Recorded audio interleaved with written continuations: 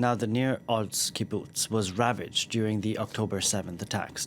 47 of its residents were killed and 76 were taken hostage, among them Liat and Aviv Atzili. Liat was released 54 days after being taken hostage by Hamas, and her family's ordeal is documented in Holding Liat. Take a look.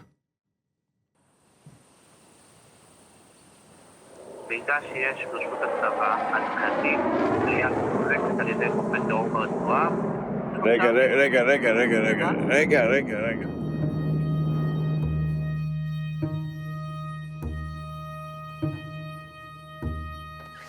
It is so hard not knowing what's going on with her.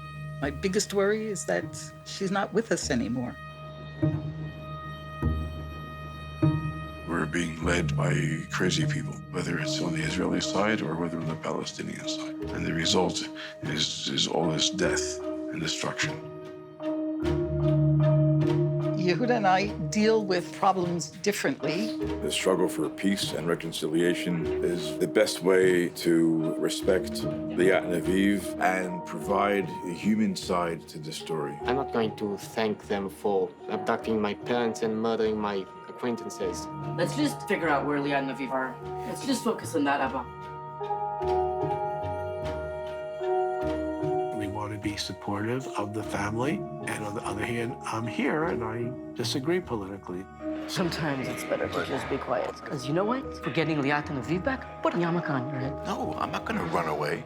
I'll stand my ground. There's no way of knowing how much longer this is going to go on. Who's holding her? Is she in a house? Is she in a cave? Is she being fed? Does she have her glasses?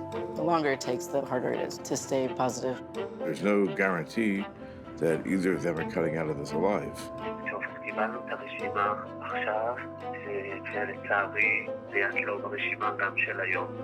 I want them back. Because what are you making it so you so understanding about their considerations? They're playing games. I feel your pain. I lost half of my family so far. I think every person in Israel, and I'm sure that on the Palestinian side, has someone that they have lost. So how do you even begin to coexist in that violent cycle? Your story is quite unusual. Mm-hmm. Can you talk about what you remember?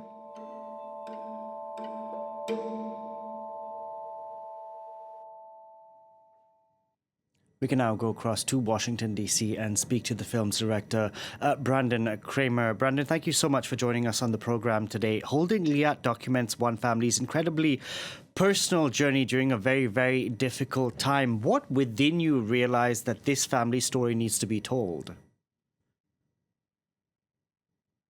Look, I found out a day after October 7th that two of my relatives were taken.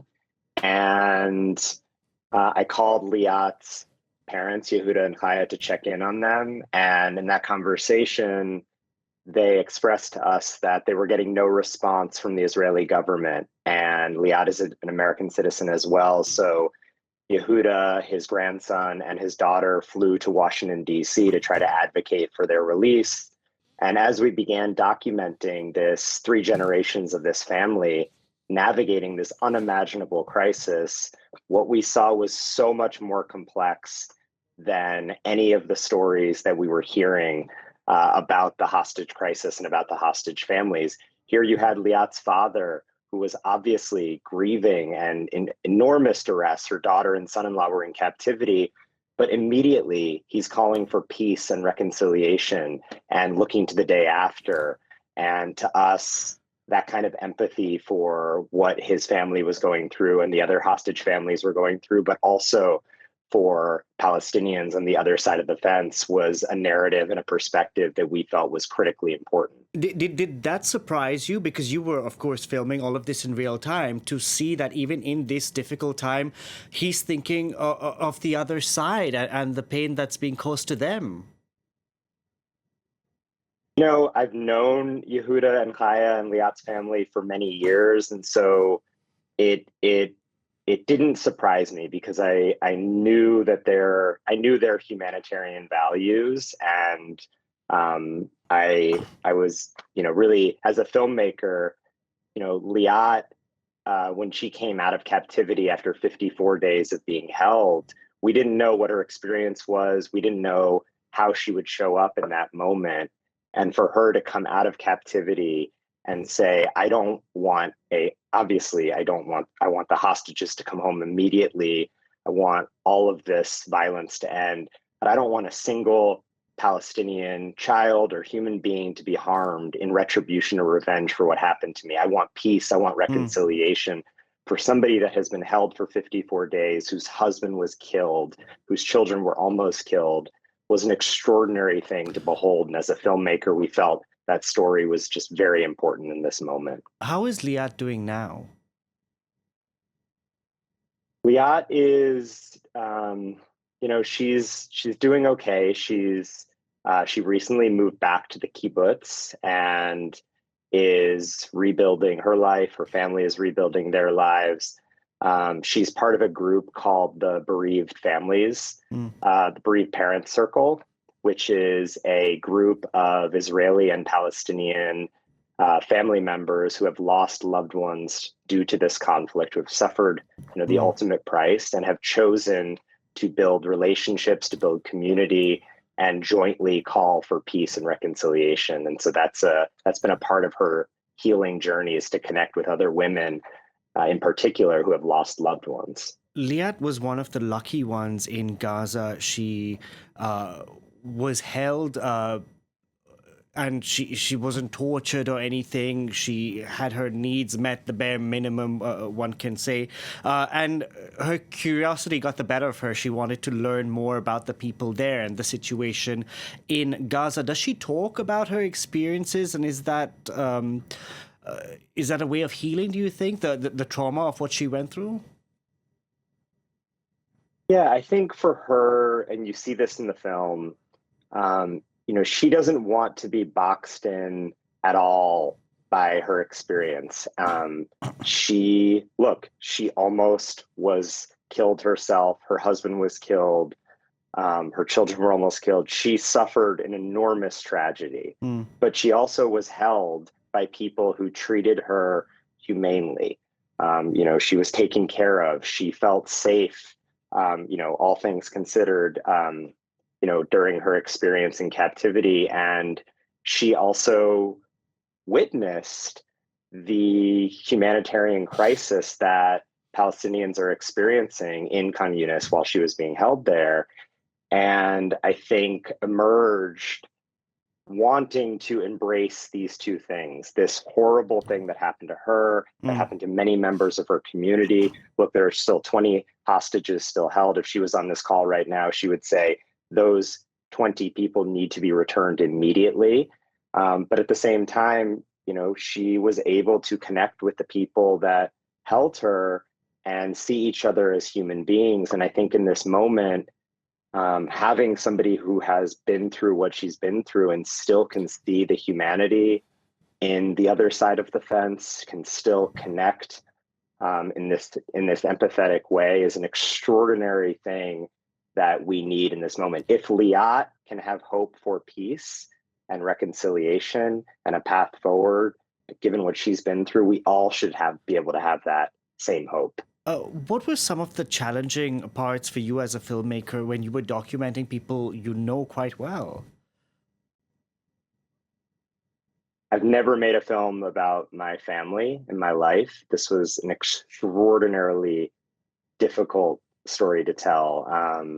The film is shot in the most intimate way. We're there, at 2:00 in the morning, I'm sleeping on the floor outside of Liat's parents' hotel room so I can document the middle of the night phone calls that they got from the IDF, telling them that Liat and Aviv were not on the list that day.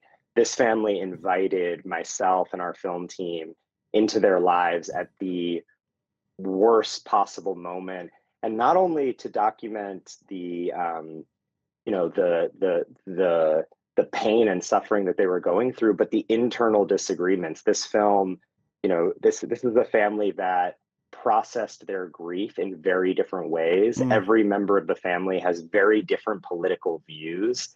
And as a filmmaker, I wanted to document and reveal each one of these family members' truths, their feelings, their politics, and show what I felt was a microcosm of the fractures and disagreements and debates that I think families all over the world are feeling right now. But for the Beinin Atzili family, they had to confront those differences. It was life and death for their loved ones. And I hope the film offers audiences a healing window into how one directly impacted family navigated those differences. Brandon, I'm just curious, given Israel's operation on the ground in Gaza, you have seen the devastation the war has caused. Israel itself is quite isolated on the world stage. I just want to know, did you have any backlash to your film, and also backlash from Israel, considering you profiled a very, very liberal family? We were the opening night film at Dak Aviv, which is the largest documentary festival in Israel. And we played our film to a sold-out audience of 1,500 people at the Tel Aviv Opera House. I was very nervous to bring the film to Israel. Honestly, I've been nervous bringing the film everywhere, given how polarized and divided this moment is around this topic. And in that room were 1,500 people applauding throughout the entirety of the film, seeing Liat's parents in the thick of their grief, and you see that grief represented, but calling for peace, calling for an end to this violence, and seeking the return of the hostages. I think in that audience, there were 1,500 people who felt that the Beinin Atzili family represented their values in a face of Israeli society that was not being portrayed in the media. And so for the audience at that festival, it was very warmly received. And I think this film, we've now screened the film. We premiered the film at the Berlin Film Festival. We won the top prize at the festival. We premiered it in North America, Tribeca. We've been screening it all over the world.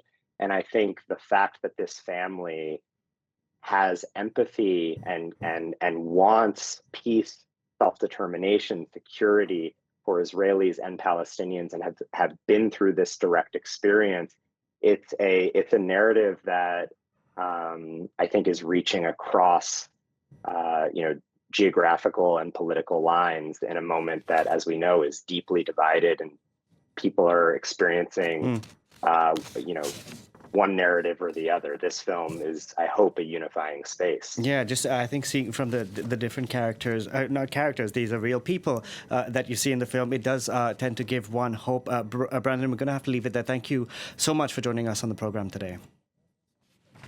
Thank you for having me.